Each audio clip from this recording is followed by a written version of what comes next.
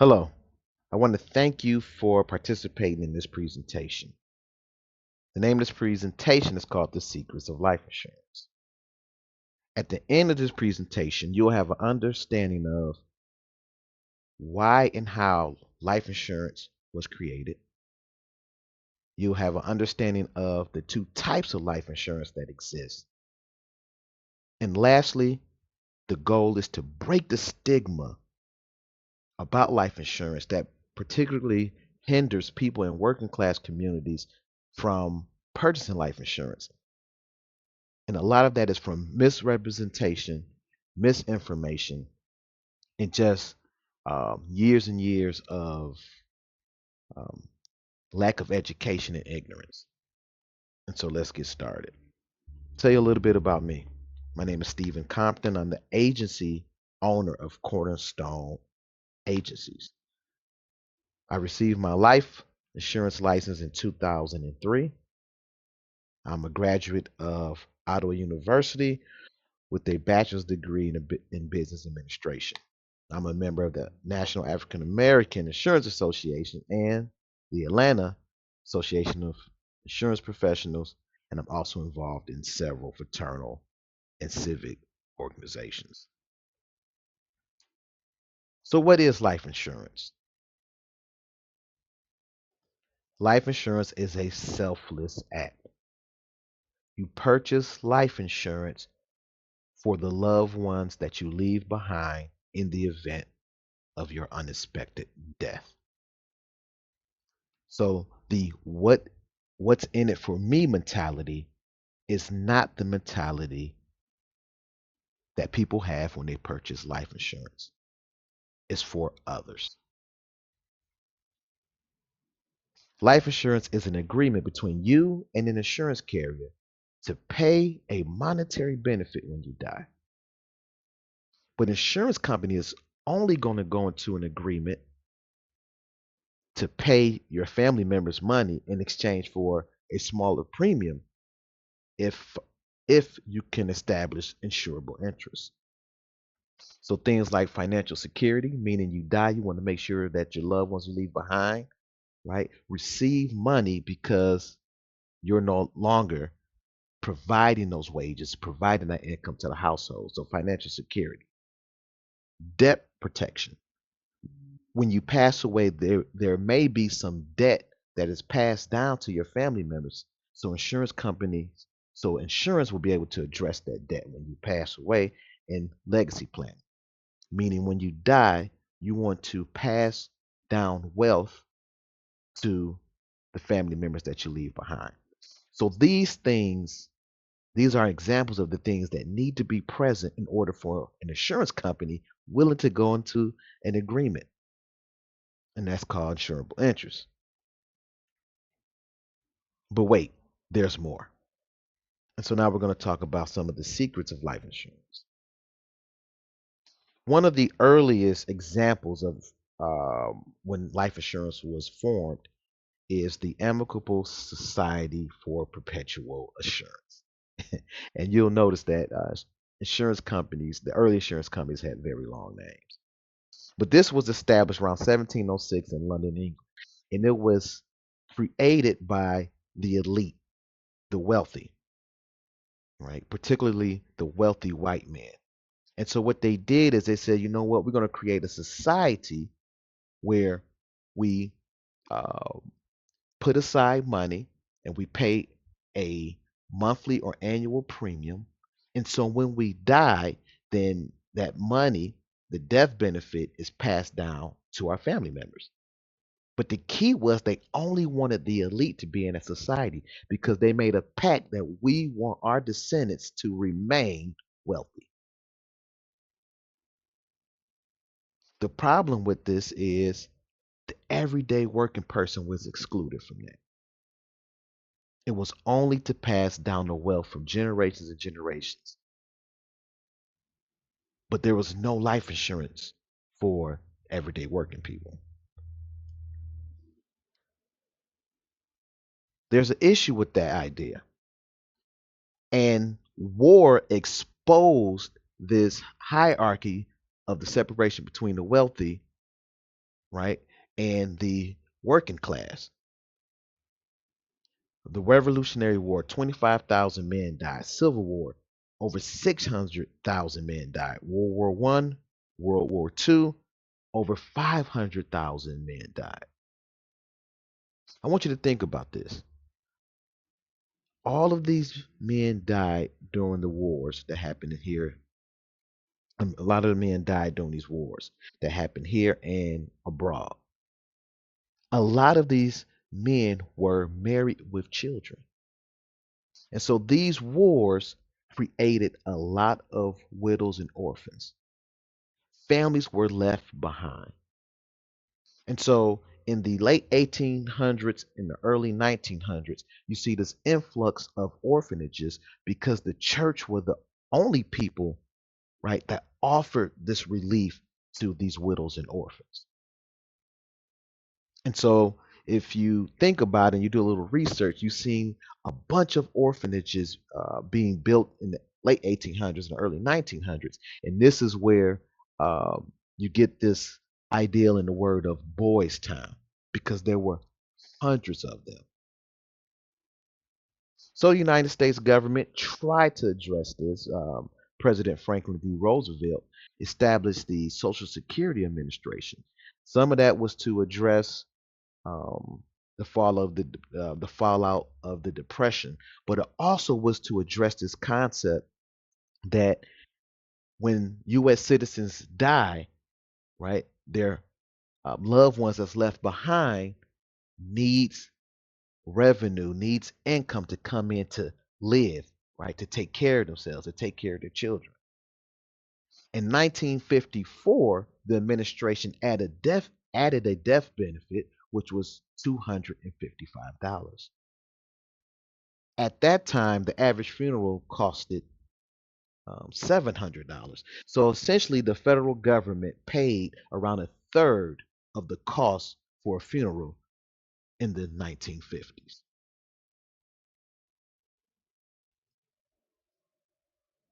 First thing I want you to understand, we're breaking the stigma of life insurance. I want you to understand life insurance is nothing more than a club.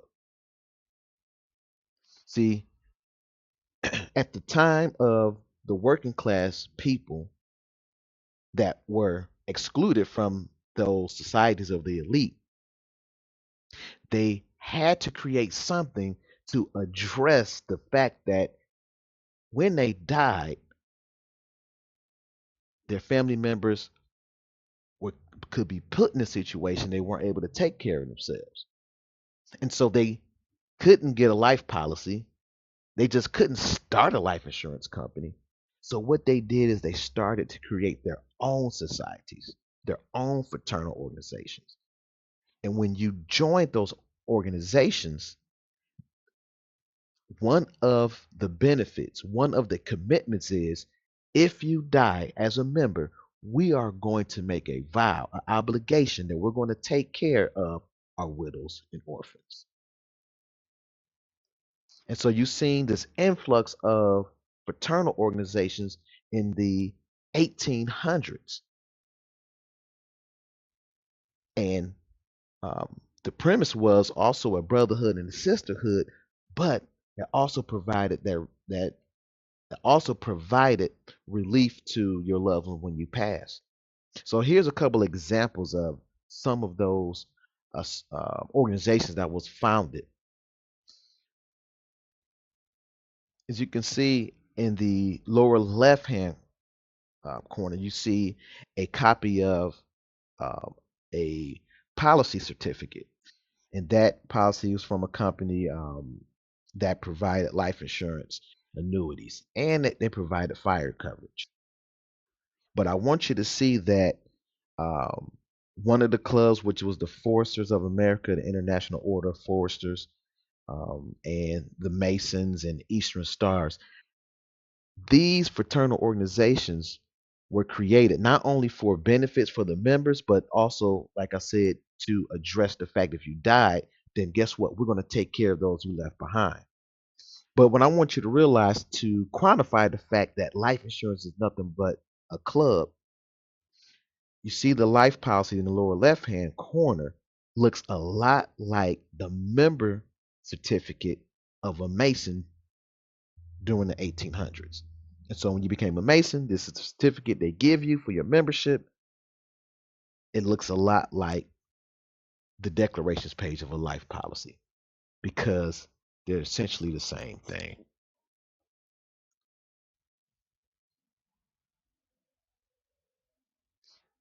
The basis of why those elite societies, those early elite societies, can exclude people is because they can say you do not have insurable interest.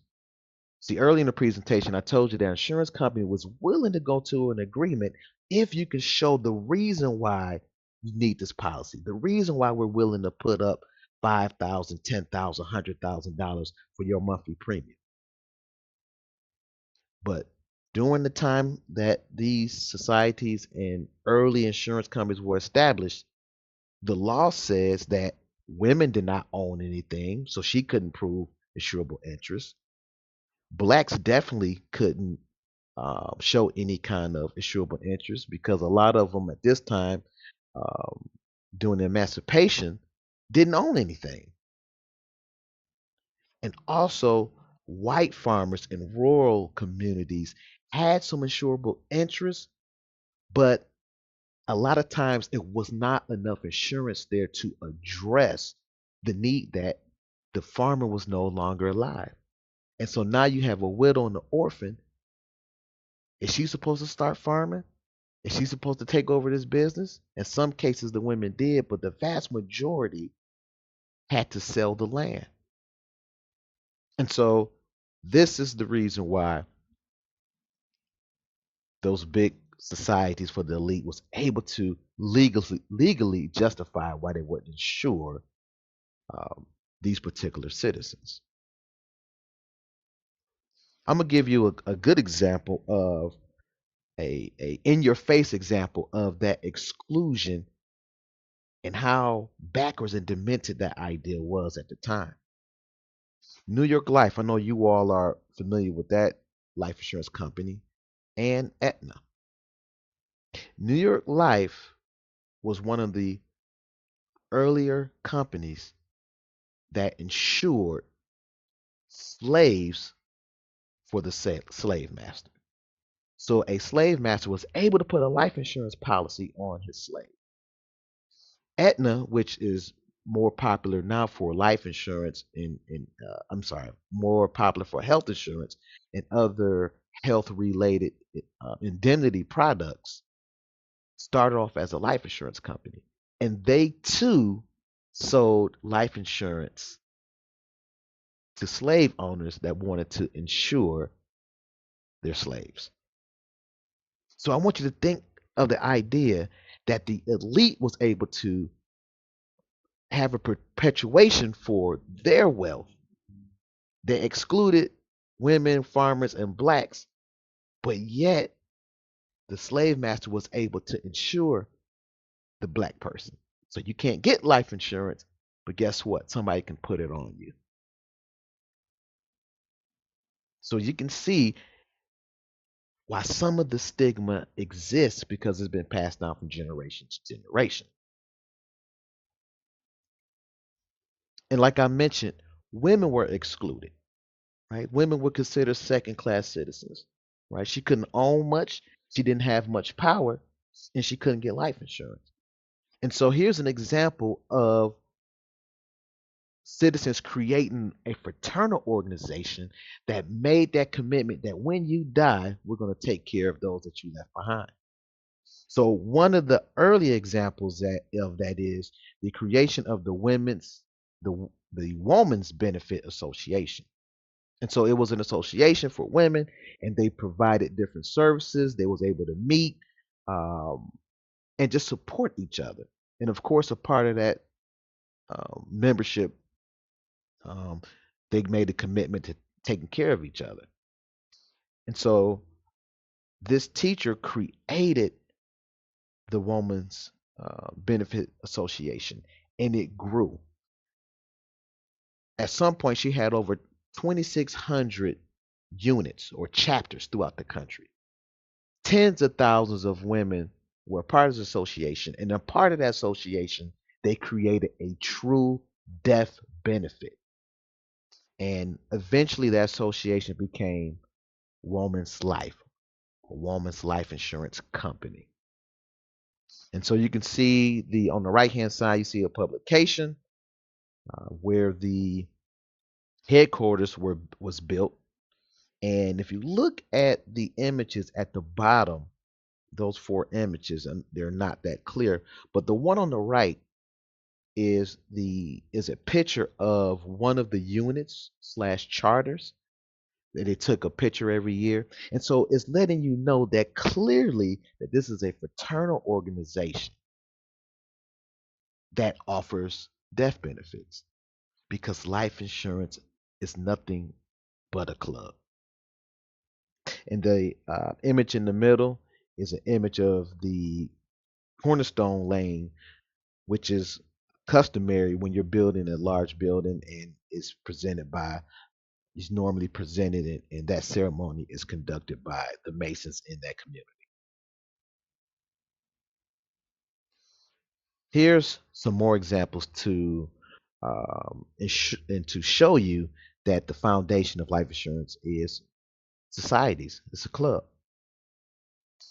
One example is um, a church, Wheat Street Baptist Church, which is on Auburn Avenue, which is what the time was the central business corridor for blacks in the metro Atlanta area. And so Wheat Street Baptist had what you call the Atlanta Benevolent and Protection Association. See, a lot of churches, because blacks couldn't get life insurance, right? Some of them created these fraternal organizations, but the church also had benevolent societies or associations. And so when you became a member of the church, now back then they paid dues. Now people pay tithes and other things, but back then you paid dues, and a part of your dues got you membership to the society that the church offered.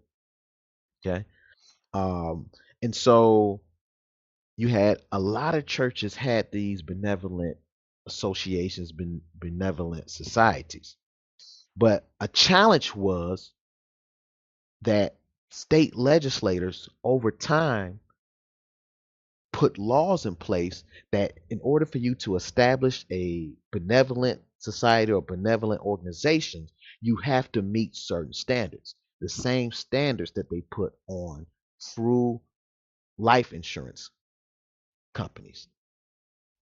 And so now you have these small benevolent societies, which are kind of like many life insurance companies, that were having issues because you had um, Civil War, Vietnam.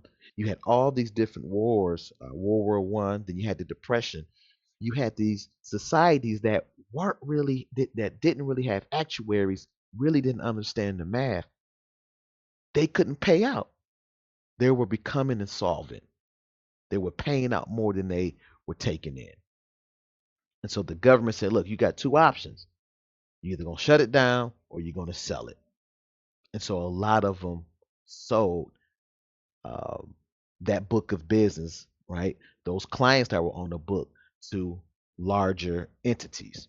And so an example of that is Wheat Street Baptist Church was in that uh, same situation. The state legislators put things in place, so they had to sell it.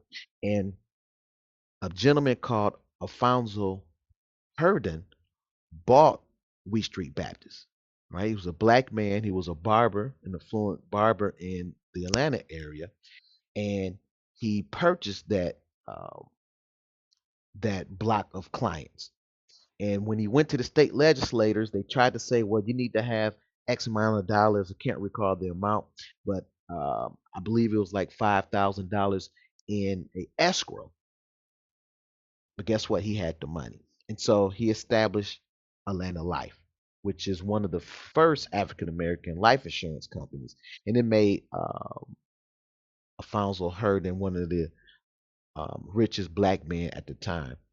and he employed hundreds of life insurance agents.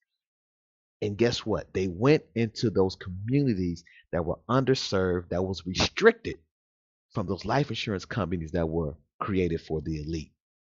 And so Atlanta Life went door to door and sold life insurance to mainly black communities and some white communities in rural Georgia. Another example is Big Bethel AME, African Methodist Episcopal Church, that's in Jacksonville, Florida. And when you became a member there, you also became a member of uh, the church's benevolent association. But that association actually transitioned under the power of the church to an actual life insurance, which is the Afro American Industrial and Benefit Association. I told you that life insurance companies love long names. And you had another example, um, a life insurance company called North Carolina Mutual and Provident Association Industrial Insurance Company. Um, on record, that's the first insurance company that was established by a minority, the African American. John Merrick was also a barber. And so, barber is one of those professions then that a black man could have, and it was accepted in white communities as well as black communities. And so these gentlemen were making a lot of money because they was able to serve all communities. And so he established uh, what we call now North Carolina Mutual. Another example, if you look at the top of the presentation, the International Order of Foresters. Now, rural whites, like I said earlier, had some insurable interests. But like I said, the insurance companies were focused on the elite. And so a lot of them were restricted to getting enough insurance to be able to take care of their family when they died. So those farmers and foresters, men that worked in the forest, that cut down trees and stuff to build buildings and homes. Okay, majority of the homes there were completely frame made from wood, and so you had hundreds of thousands of men that were farmers as well as worked in forestry. So they created their own fraternal organization, right? That offered benefits to the members, but they made that commitment that when you die, we're going to take care of our widows and orphans. And so the International Order of Foresters actually formed a true life insurance company. And that insurance company is still active today, and that company is called Foresters Life Insurance. So you can see that to address the issue of this disparity, this financial gap between the wealthy and the common person, these people came in together in a community and created like a mutual aid that we're going to take care of one another because they won't they don't want to take care of us. So now I'm going to show you the comparison of life insurance. I'm going to show you that life insurance is nothing more than a club, and I'm going to show you through a comparison. The first thing I want you to understand that with life insurance, your health qualifies you, but your money protects you. See, just like a club, right? You have to meet certain qualifications. And so for a club, those qualifications could be okay, you need to be a person that works in forestry in order to join the International Order of Foresters, right? You need to be a nurse to join the National Association of Nurses, and so on. But in the life insurance world, your health is what qualifies you. That's it. In the club, you pay dues. And as long as you pay your monthly dues, you have a right to all of those benefits that associate to the club or society. In the life insurance world, that's called a premium. And so once you are accepted into the life insurance quote unquote club because you met the health qualifications, as long as you pay your monthly premium, you will remain in the club. Clubs make a promise they're going to take care of their widows and orphans, and in life insurance we call them beneficiaries. Also, when you are a part of a club, you have member benefits. So you're able to vote, you're able to participate in the national conferences, in the annual cookout, and then some other benefits. It might be discount or um, discounts on different things, the uniforms or equipment.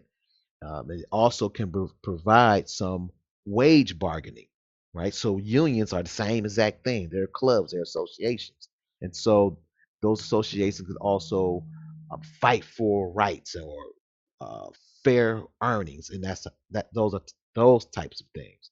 In life insurance, we call them living benefits, meaning that while you have your policy as the insured, that policy can do things for you while you are alive, and you don't necessarily have to wait to see the benefit when you die. Well, you won't see the benefit, but there's benefits for you while you are alive, and we call those living benefits in the life insurance world. So let's talk about the types of life insurance. There's only two types of life insurance: term, which is temporary, and permanent. Everything else are products. This is the foundation of life insurance. So, for example, I know people are aware of whole life insurance. They're aware of universal life insurance. Those are products. But the foundation, the type of insurance is they're both permanent insurance policies.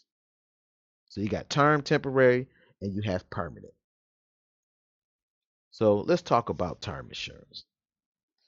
Term insurance is life insurance that lasts for a specific term.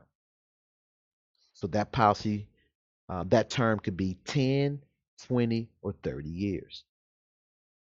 And so, for an example of a 20-year term, you will pay the insurance company a level premium every single month for 20 years. And if you die during those 20 years, the insurance company will pay your beneficiary a death benefit. So, whatever your death benefit is, if you die before the 20 years, your beneficiaries get the death benefit. But if you outlive the term, right? 20-year term, you outlive it, it's 21 years later or 20 years and 1 day. Guess what? The term life agreement is finished. You walk away, you don't owe the insurance company anything, and they don't owe you anything. The contract is terminated.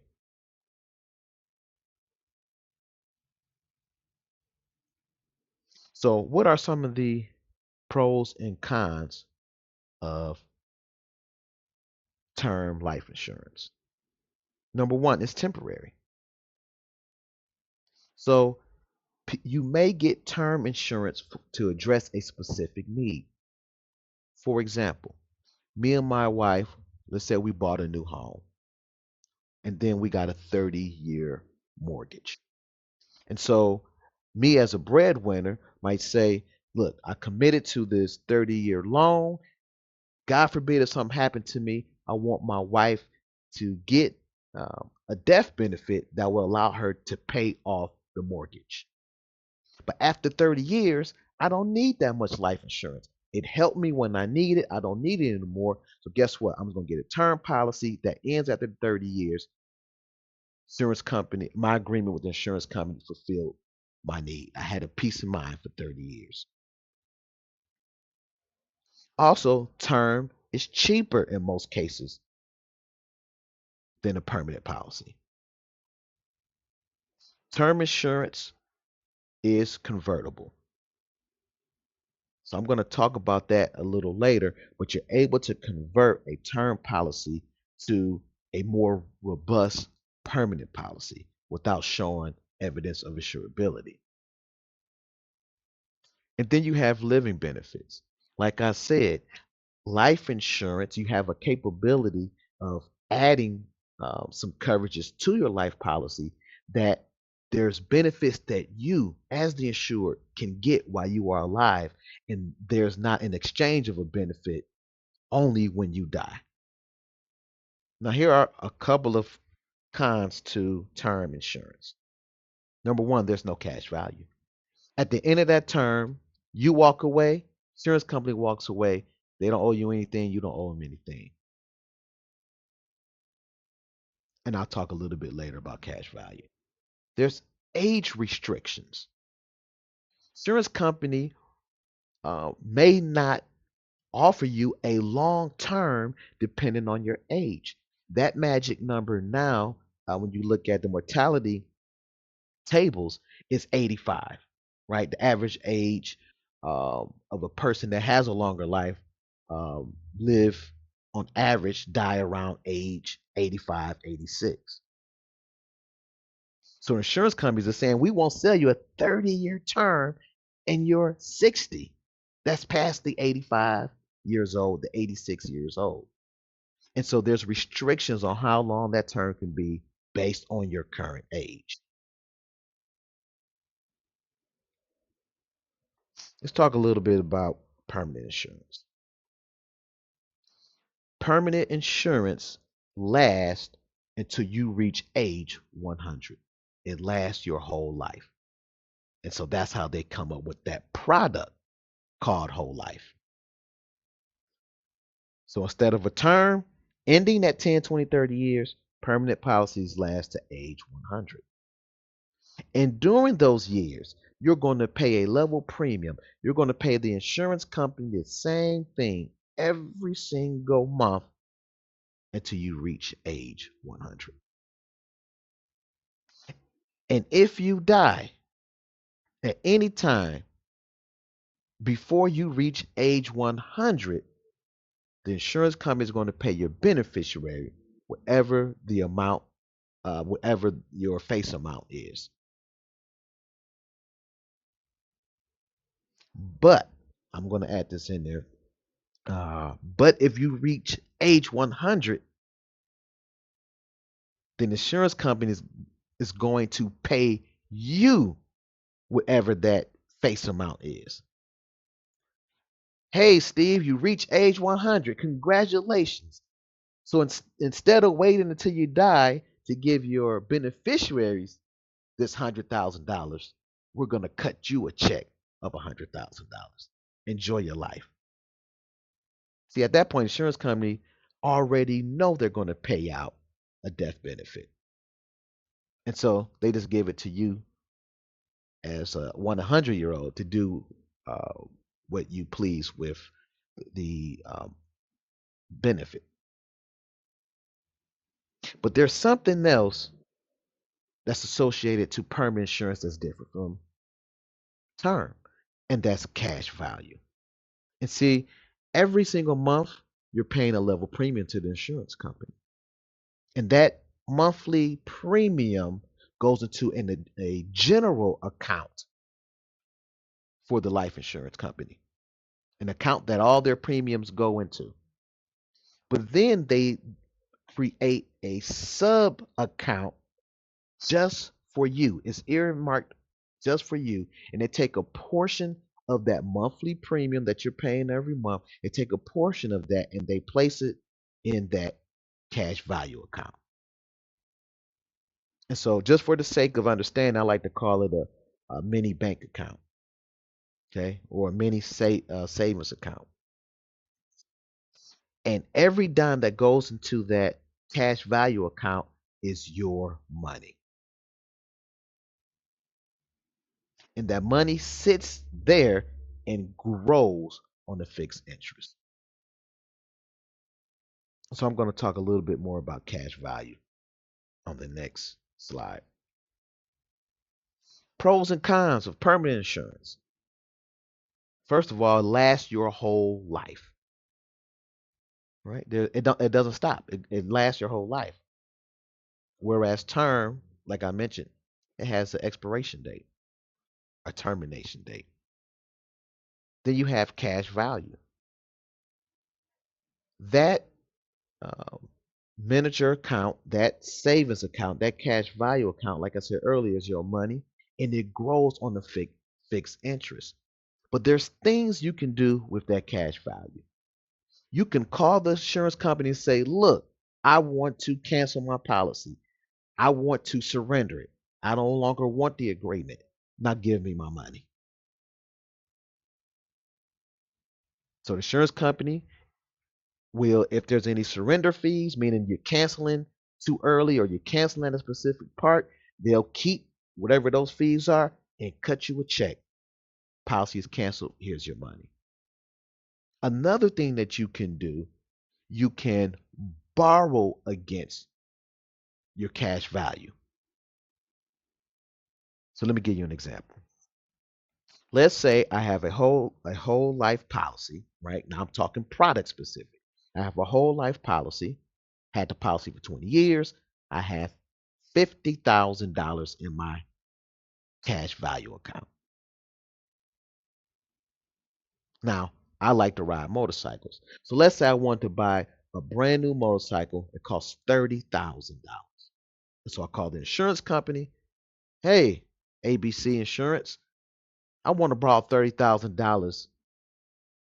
I want to borrow $30,000 and I want to use my $50,000 as collateral.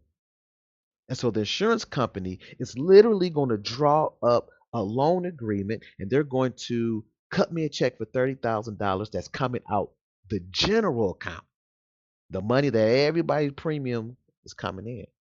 But they're using your little baby miniature account, your cash value account, as collateral. And so now you still have to pay that level premium. You're not going to stop paying your level premium till you reach age 100. But guess what? Now you got a note. So you're paying your premium and a note. The power in the cash value account and borrowing against it is that money, that collateral that's in that piggy bank, they're not taking that money out. That money is going to sit there and continue to grow on the fixed interest. And then the insurance company loans you money just like the bank. They want their money back and they're going to charge you an interest, just like if I got a car note from a dealership. But the great thing is your collateral still growing. And so the hit on the interest rate of the borrowed money doesn't hurt that much because I'm paying you 5 or 6% interest. But guess what? The money sitting in that account is growing at 2.7, 3.5. So you're essentially borrowing money at a less smaller interest rate than it appears on paper because your 50,000, in my case, in this example, the 50,000 is growing at a fixed rate. So it offsets. The other thing, permanent insurance, you usually, in most cases, can get a permanent life insurance policy up to age 80. Whereas term, they're going to look at your age and say, you're too close to that magic number 85, where the average person dies. We won't sell you that term. You got to go down to the lower term. But permanent life insurance policies, companies that offer permanent life insurance companies are willing to take that risk, even though you are knocking on the door of that number, 85, 86 years old. Just like term insurance, you have living benefits, things that you can add to the policy that you can use while you are alive. Now, cash value is already embedded in the policy, so that's definitely a living benefit, meaning you can get money, you can borrow money, you can do all these things while you are alive. And there's more. We'll talk a little bit about some living benefits that can be added to a life policy. Then we have retirement supplement. Now, You have to be careful using this word retirement. And so the term when you're dealing with life insurance, it is called retirement supplement. You can use permanent insurance as a form of retirement, but agents cannot promote it as a retirement plan. It's a supplemental plan to help and aid your retirement plan. So let me explain. I have a permanent policy. That example that I used for 50,000. This is better to use that. I have a life insurance policy, and I have $50,000 of cash value at my current age of 50.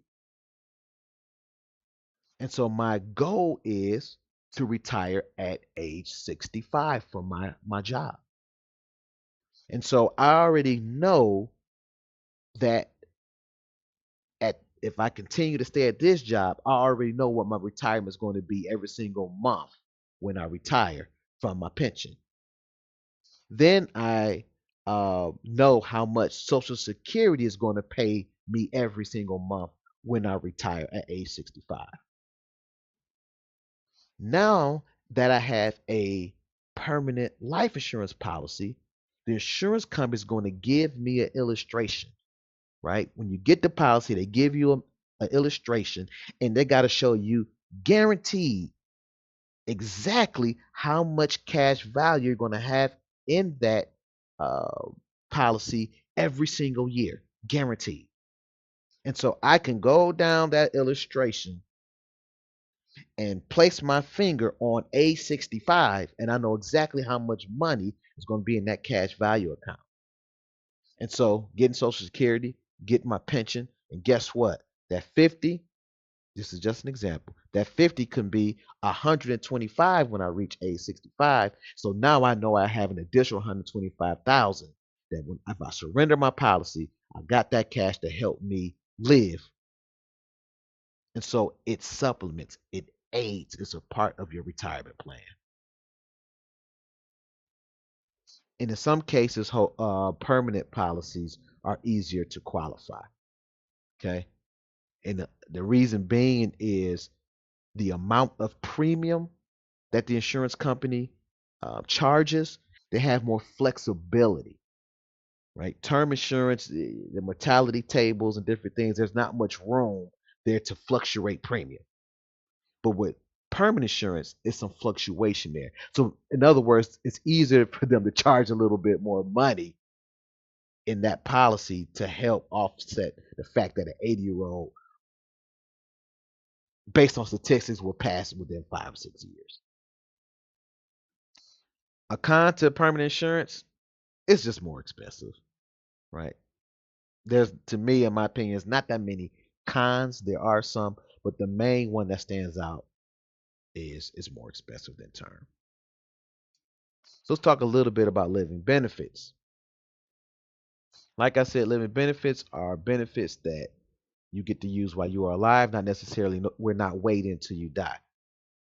First thing I want to talk about that convertibility aspect that I mentioned earlier.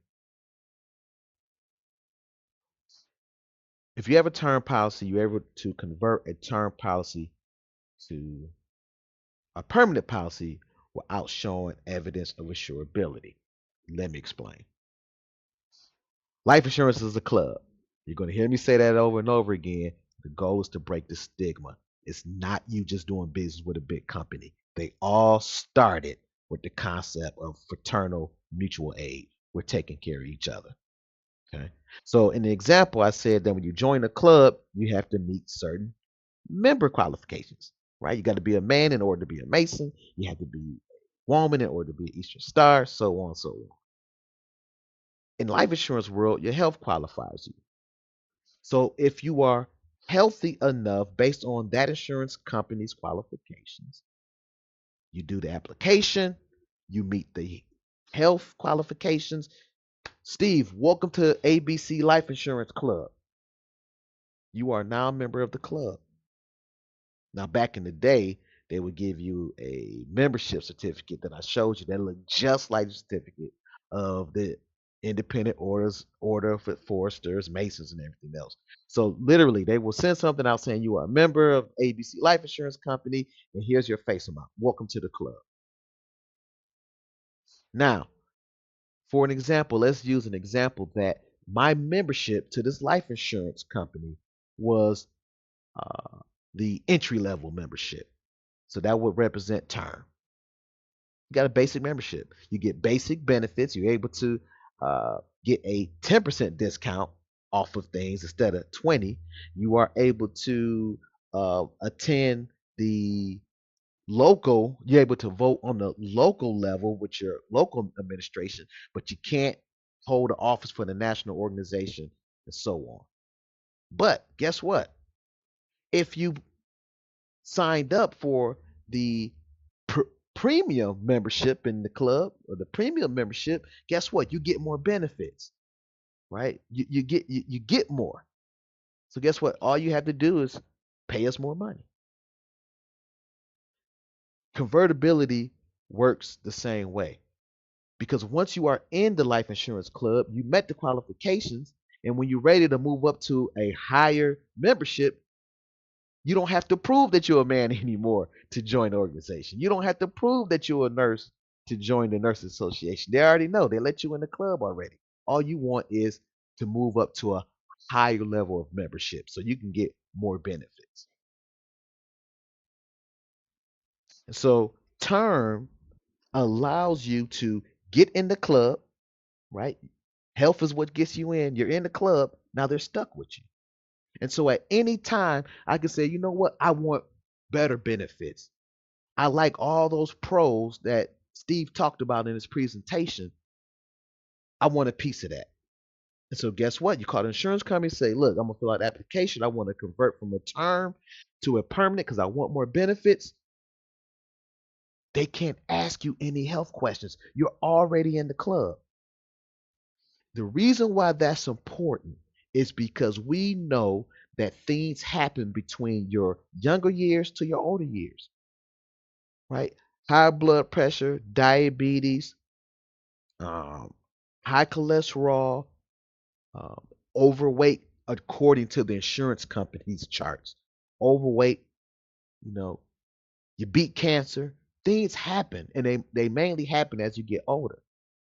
And so, if you get a term policy while you are healthy, you're in the club as a healthy man or healthy woman. And when you convert to a permanent, guess what? They can't stop you for going to a whole life policy that's going to last your whole life because you're not as healthy as you were when you got that term. That's the power of convertibility. You're getting it, you're getting it while you're healthy. You qualify while you're healthy. It doesn't matter how unhealthy you are, you can convert to a permanent, even at a nursing home, even confined to um, a situation where you can't even take care of yourself. Okay, it doesn't matter. You don't have to prove any evidence for insurability. Another living benefit, and these are called riders. Some of these are called riders, meaning they're small baby policies that literally are attached to your main policy, and so they quote unquote ride on your policy. Okay, and so you can add a dependent, children, spousal, term insurance policy, meaning you can add a baby policy for your spouse and for your children to your existing policy. It's with some products you can add a disability policy to your main life policy, and then in some cases, the insurance companies allow you to add terminal illness, critical illness, or it's already on there. And basically, what that means is if you become disabled, you become sick, certain things happen, insurance company pays you because those things happen. You got sick, you had a stroke, so on and so on. Right?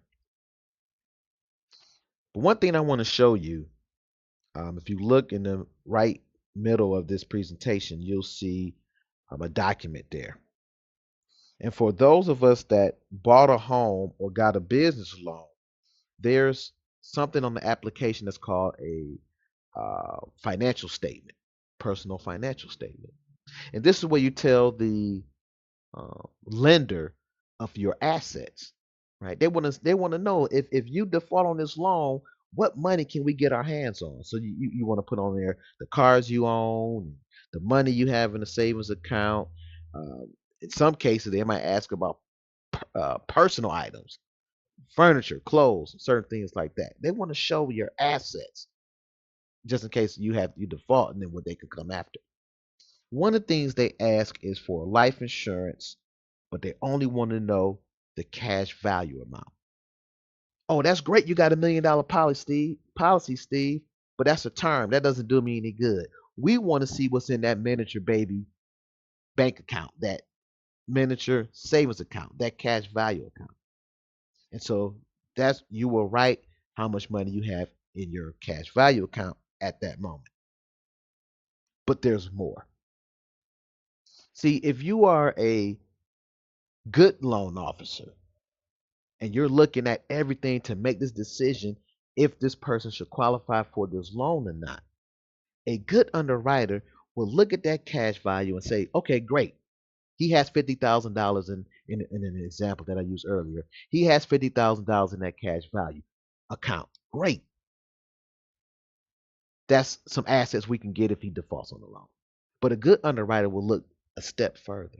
They will say, if Steve can qualify for this $500,000 policy, number one, he's healthy because health qualifies you. And so if he's healthy, that means he can work to pay us back because lenders cannot ask you how healthy you are. They can't ask you, uh, you know, they're going to ask you if you work, but they don't know how long you're going to work because of some possibilities of some health issues. But if you qualify for life insurance, guess what? You must be relatively healthy. And on top of that, you have a higher level of consciousness about how finances work. You have a selfless mindset. You have a long-term mindset. And so those two things alone should help, depending on the loan officer, should stand out to the loan officer that, I mean, you're a cut above the average person. That's a fact. So I'm going to give you some examples about living benefits. Not going to go in detail, but just want to touch some highlights. So this is actually a brochure for it from a actual company that I represent. And this is a term policy, but this is showing you some of the benefits that can be added to a term policy with this company and many of the companies that you all know. Okay, so up under the photograph of the family, you can see a conversion privilege. So that's embedded in the policy, but it's still a living benefit, right? You can use it while you are alive, right? And then you have a terminal illness accelerated death benefit. I need to explain that one a little bit. Almost every insurance company, and I'm using the word almost, I'm pretty sure it's 100%, but I'm sure there's an anonymity out there. But almost every single life insurance company has a terminal illness accelerated benefit. All it is if you become terminally ill, meaning you contracted a disease or you develop a disease that is going to lead to your demise. If a doctor gives a statement that you have less than a year to live, you can request some or all of your death benefit while you are alive. So, somebody has uh, a $500,000 face amount life insurance policy. God forbid they are diagnosed with a terminal illness. Doctor says you have less than 6 months to live. You can request that money, and that money is yours. You can use it to enjoy your last, your remaining days. You might want to take care of some things, or guess what? You can even try some experimental um, medicines, right? There might be some type of herbal practice that's in a foreign country that some kind of medicine doctor do some things. Well, guess what? Your health insurance company won't attempt to do it, but now you have cash. You can go over there and then you can follow whatever practices they have. But let's say you miraculously get healed. You miraculously beat this terminal illness. You are back healthy. You continue to live a decent life moving forward. Then guess what? The insurance company is just going to reduce your death benefit of that policy from the money they already gave you. And so when you die, your family's going to get whatever is left out of the money that they cut you, the check that they cut you when you requested the money based on a terminal illness benefit. Okay, then you might see a confined care benefit on a term policy, and basically what that's saying, if you become terminally ill, I'm sorry, chronically ill, meaning it's not terminal, it may not lead to your demise. The doctor didn't tell you you have a year to live, but you become sick and then you end up confined in a nursing home. Then the insurance company will let you tap in a percentage of your death benefit to pay for your monthly costs associated with nursing home. Okay. Example, $500,000 policy. I become injured, even at a young age. It happens at a younger age. You are confined to a nursing home, right? You don't have the capabilities of anybody taking care of you at home. You're confined to a nursing home. Insurance company might tell you that you can get access to a certain percentage, right? And we'll give you the money. We'll give you the money to pay the nursing home every month, right? $2,000, $3,000, $4,000 a month.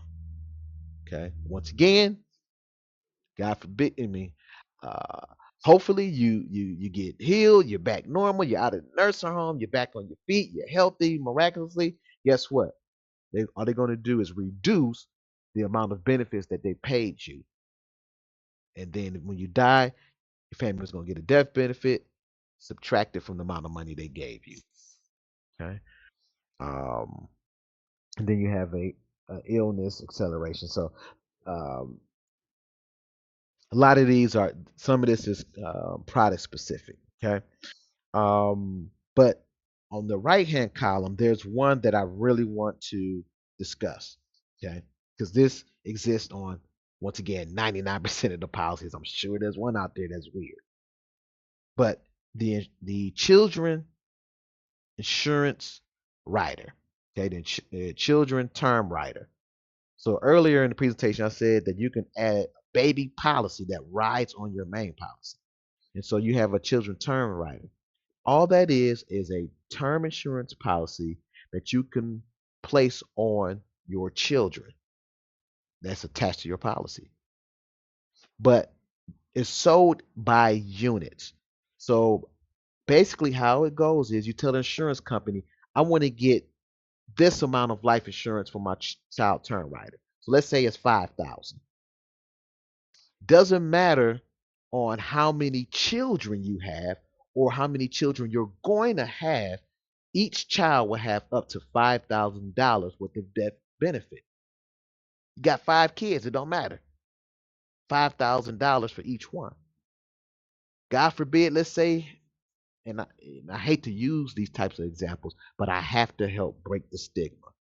God forbid, 3 of them die in a car accident. It happens. Each one, you'll get up to $5,000 for each one. But wait, there's more.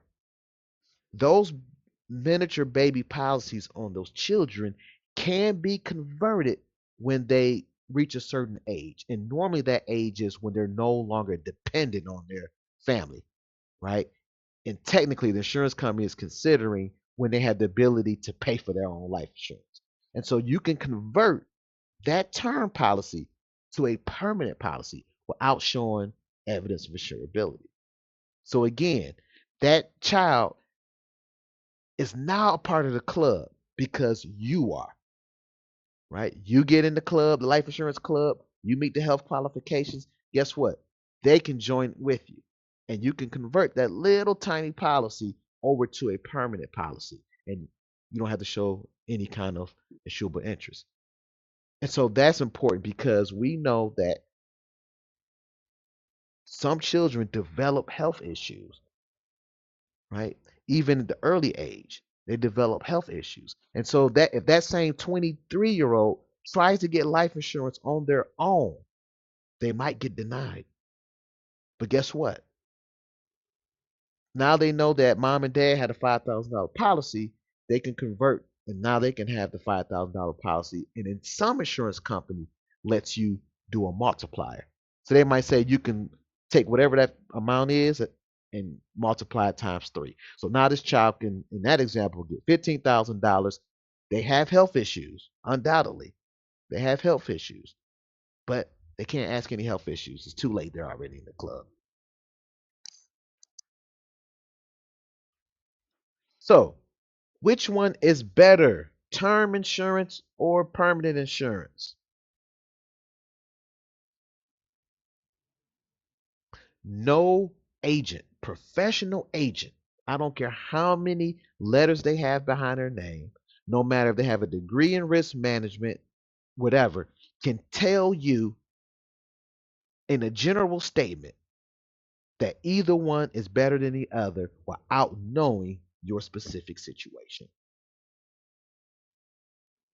If anybody tells you to buy term and invest the rest and they don't know you, they didn't ask any questions, they don't know your needs, they don't know if you even can qualify health wise,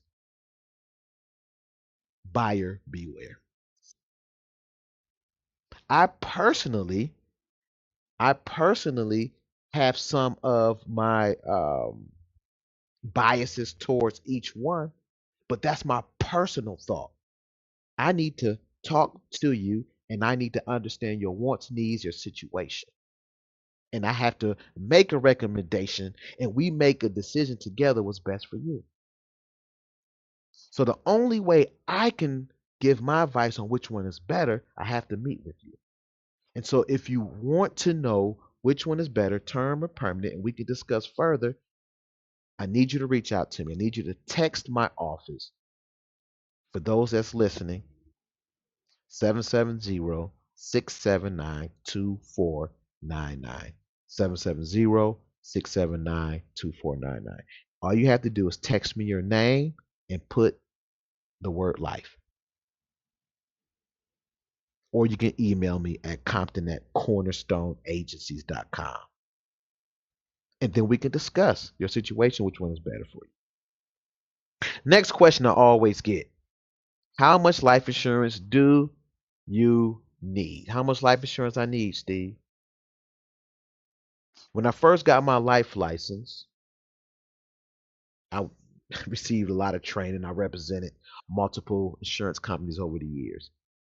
And one of the things that they teach us is to do a life needs analysis. So you sit down and you ask the person a lot of questions and you're writing down things. And at the end of that questionnaire, you can make a recommendation on how much life insurance that person needs based on how to answer the questions. I'm gonna share something with you guys. This is one of those secrets of life insurance. Insurance companies teach us that. That is a good idea, the good concept when you are thinking of um, more from a financial advisor mentality.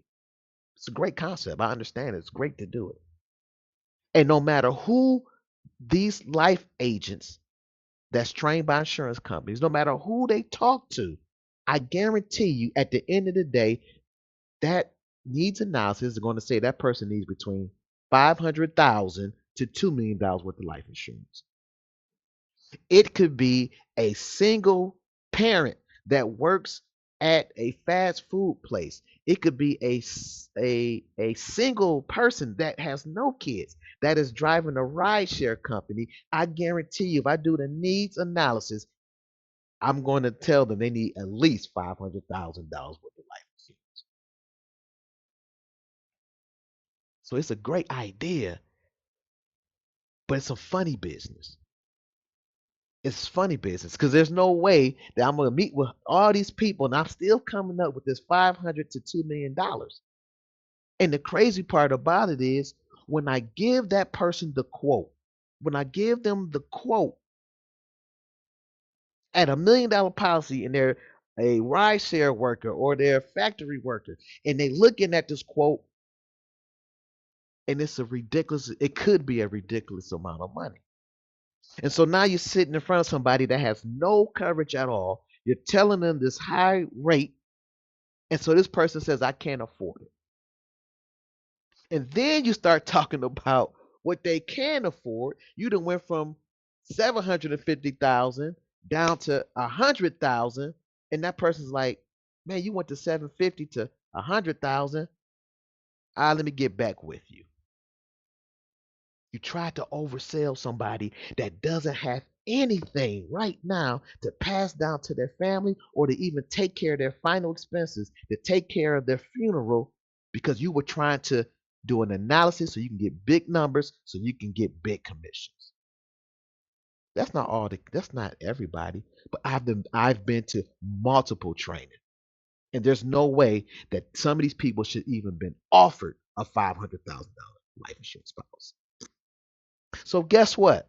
I am going to tell you right now, without ever seeing you, without ever meeting you, without knowing how much money you making, how much debt that you have, how much mortgage, all the stuff they ask us. I can tell every single one of you that's watching this presentation or listening to it right now how much life insurance you need.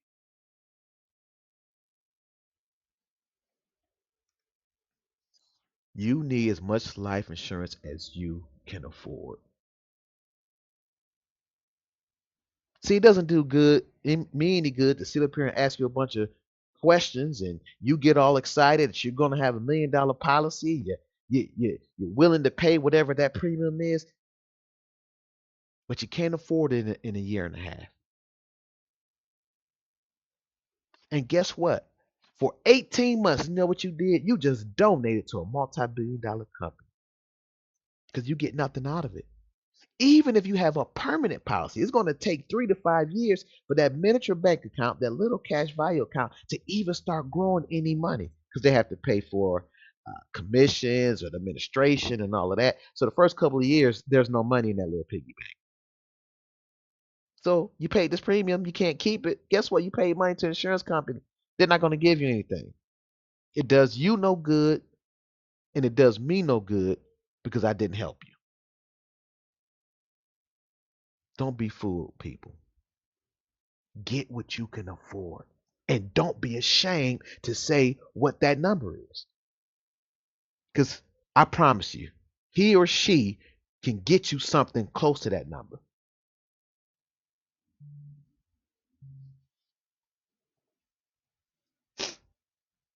Accidental death and dismemberment policies. So, real quick, this is product specific. So, up to this point, I was talking general, so you have an understanding on how all life insurance works. But this particular um, slide, I'm talking about a product that I actually offer through American Amicable Life Insurance. And real easy, it's an accidental death and dismemberment policy. And this exists out in the insurance world that, God forbid, if you pass away due to an accident, car accident, slip and fall down a ladder, drowning, and so forth, the insurance company will pay your beneficiaries the death benefit. Also, in any accident, death, and dismemberment policy, you will also could get uh, a benefit paid to you if you lose a limb due to an accident. Okay, like I said, I know some of the stuff is morbid and it's kind of hard to swallow, but these are the questions that we must address, and some of these things is what created the stigma for people, quote unquote, they don't want to jinx themselves. We got to break that. We have to break it, people. And so, accident, death, and dismemberment policy does those things. But I'm able to offer people a $1,000 AD&D, that's what we call it, policy at no cost. Okay. And so I'm able to gift somebody uh, an AD&D policy for 1 year. Won't cost you a dime. But for a limited time, for those that are on this presentation, and I can verify that if you text me. Okay. The only people that I have that has this ability to text me are those that's watching or listening to this presentation. If you text me at 770-679-2499, you text me your name, the word life, we're going to bump that $1,000 AD&D policy up to $5,000, won't cost you a dime. And so, God forbid somebody passes away, of course, they're going to give your beneficiary $5,000, but you're already half or 70% you already have up to 70% of what the funeral is going to cost, and the policy is not costing you a dime. So when you text me at that number, then I will reach out to you. Okay. So now I'm going to address some uh, frequently asked. So here are some of the frequently asked questions. Steve, I have health issues. Can I still get life insurance? Yes. But like I said, your health does qualify you. But I use no medical exam carriers that have liberal underwriting. So normally when you get a life insurance policy, insurance companies ask health questions. Okay. And so if you have some health issues, you will have to disclose them. But then they also do a pyramid. So they ask you the questions to see what you answer, and then they're going to send somebody out to take your blood, urine, height, weight, and then they're going to see how healthy you are in reality. And then if they don't like something, they might request doctor records. They get they get all up in your business, like they say. But I try to use companies that do not do medical exams, right? So they use a prescription check and MIB. And so basically, use a database to see what medicines you're taking and to see uh, when you've been going to the doctor. And it's either you qualify or you don't. Just that simple. Okay. But 99% of applicants are going to qualify with one of the companies that I use. So you're more than likely going to qualify for at least one of them, regardless of what you have going on. Next question. Steve, how much does it cost?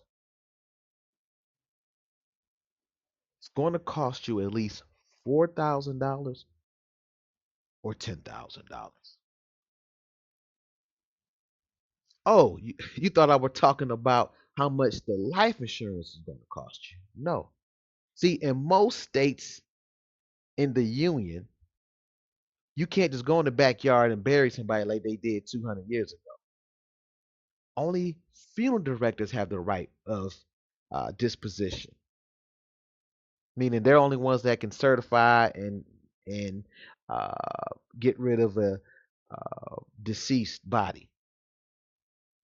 And the cremation, on average, is going to cost you $4,000. And a full traditional funeral going to cost you around $10,000 minimum. So somebody is going to pay either $4,000 or $10,000. The question is, are you going to leave that burden to your family, or are you going to hand it on the front end? But you're going to pay either one of these regardless. And in some cases, you're going to pay both.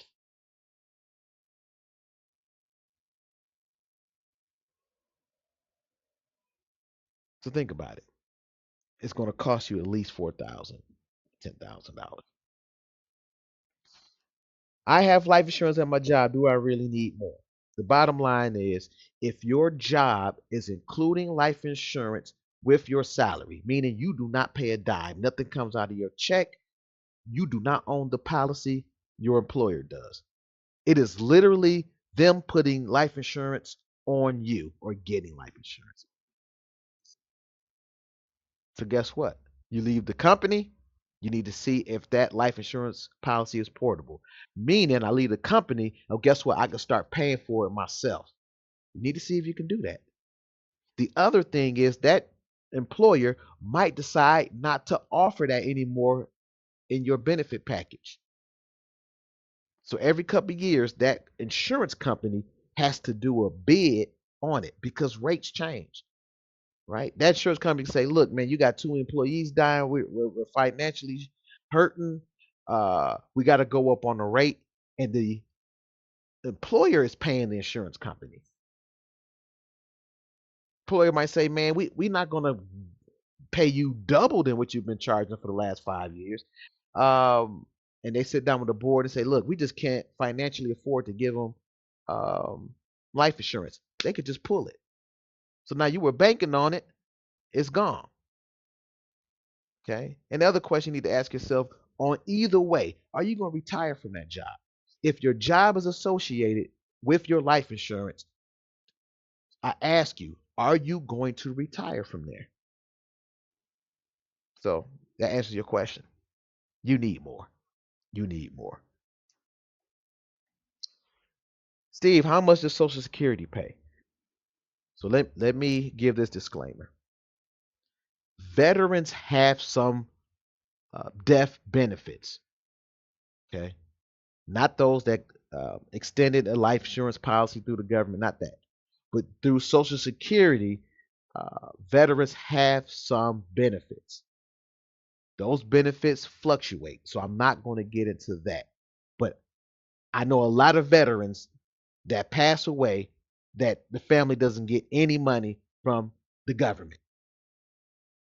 And so I don't know all the details, but the vast majority, outside of getting outside of getting a burial plot at the National Cemetery for Military Veterans, outside of that, I've just not have heard of dealt with anybody that got a real check from Social Security because they were a veteran.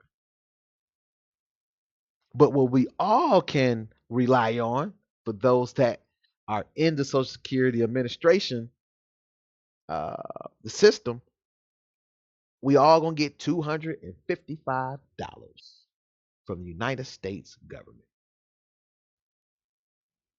Just enough to cover the programs for the funeral, or some of you all call it the obituary, and possibly the casket spray, right? The flower arrangement that goes on top of the casket.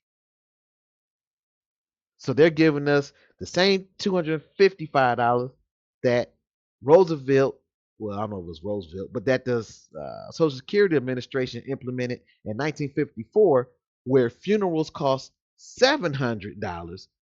Now a small funeral gonna cost you $7,000, and they're gonna give you the same $250. United States government. Steve, I get this question. I just got this question last week at a presentation. I get it all the time. Is there a waiting period? I'm going to answer this question, and no matter how I answer it, the the people are still perplexed. So I want to break the stigma because this is misinformation. With any traditional life insurance company, there's always something crazy out there. But any regular traditional life insurance, there's death benefit day one. I don't care that what policy it is. There's death benefit day one.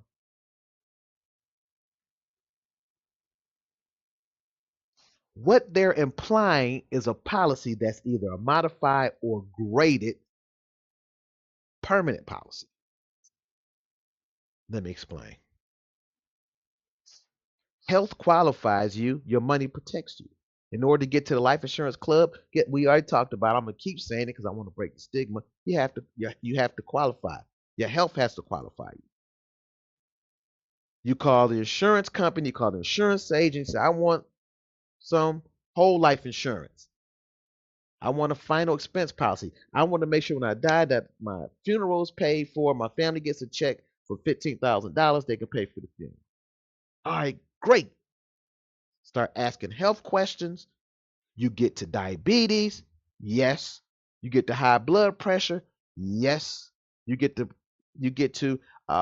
have you been through? Have you had cancer within the last 5 years? Yes. But Steve, uh, I beat it. I haven't had any issues for 3 years. So still got to check yes. So now we're asking an insurance company to let you in the quote unquote club, and your health issues are not uh, they're not great. So we're letting you in the club, but you want me to put up my death benefit. Insurance company you want me to put up death benefit for a small amount of monthly premium, and we granted you access to the club, but you're not as healthy as everybody else. So this is what we're gonna do, sir, ma'am. We'll let you in the club, but what we're gonna do is every month that you live, that death benefit is going to start at zero, but it's going to increase every single month. And by the 24th month in one day, whatever that top death benefit is, you get 100% of it. But what the insurance companies did say, you know what? We understand that. I know that seems a little bit unfair that you start off at zero and in 3 months you have XYZ amount of death benefit. It's a small number. We get it. But what we're going to do is we're going to give you an AD&D policy in the background of that policy. Okay, so that's basically what they're able. That's how they're able to sell you the policy with such a small death benefit that grows every single month. So basically, you die in a car wreck that had nothing to do with your high blood pressure, diabetes, and the fact that you beat cancer 2 years ago. So guess what? We're gonna give your family the whole, in this case, 15,000. Misinformation, ignorance, stigma. There's death benefit day one, and the company let you in the club even though you have, I have to say it, major health issues. So guess what? You gotta have some skin in the game. What's the skin in the game? Live. Just live. Okay. There's no waiting period. Day one's coverage is just going to be small. That answers that question. And it goes up every month. Hit 24 months, one day, you get the full amount, whatever the policy says on the death benefit. Okay. Can I put life insurance on someone else? You can't put life insurance on someone else. That's a word that we use. I believe I said it maybe one or two times in this presentation because these are the traditions and the misinformation has been embedded in our thought process that that just creates this reluctancy on getting life insurance. You can't put a life insurance on somebody else. That person, they have to qualify for it. They have to answer the questions on the application. They have to sign the application. They gotta want it. Period. Yeah, I know you got that one brother, that nephew, that niece, that lifestyle, in your opinion, is high risk. I want to put some power. I want to put some life insurance on. Can't do it. They gotta want it. But what you can do, you can own it. You can pay for it, and you can be the beneficiary. So you can own it no matter what they do, where they move, who they marry, whatever. They can't do nothing to that policy. They can't even call their insurance company to get any questions answered. You own it. You pay for it, and you're going to get paid if that person dies before you. But they got to want it. So again, limited time. We're going to offer that accidental death policy. Okay. And when you text me at 770-679-2499, you're going to just put your full name, life. We're going to reach out to you, schedule a quick appointment. Then we're going to look at the best option for you. We're going to review your situation, look at the best option for you. The goal is for you to buy life insurance. That's the goal. Gave you some information. Hopefully, we broke some of the stigma. We're going to look at your current situation. We're going to make an offer.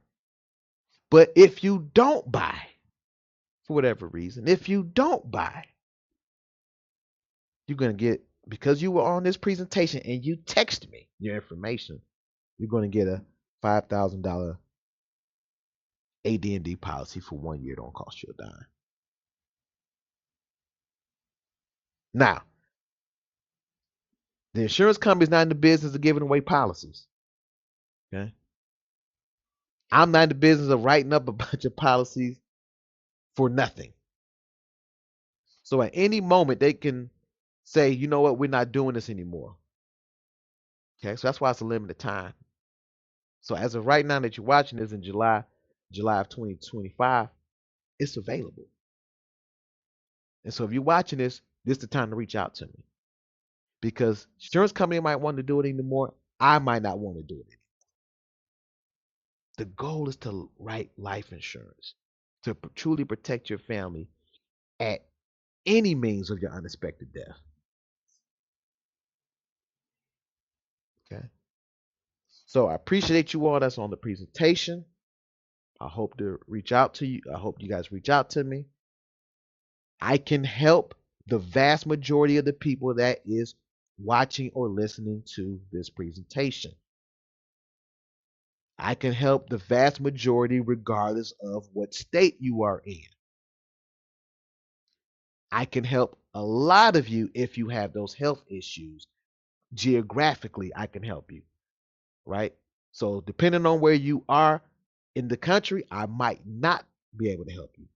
But if you are in those states that I can help you, 99% of you all I can help. So I know that was complicated. Bottom line, reach out to me. If I can't help you, I'll get you in the right direction. You want to talk, review your current policy, I'll look at it and I'll give you my honest opinion. I do not replace life insurance policies. So if you want to call me to review your policy, do not be concerned that I'm going to trick you and switch you like I do auto insurance. No, no, no, no, no, no. I'm going to tell you the truth about what you have. And if you need more, then we can get you more. But I'm not going to tell you to cancel that once I got to write a new policy. That's unethical. Never did it, never will. So appreciate you all. Hope I helped you. Look forward to speaking with you.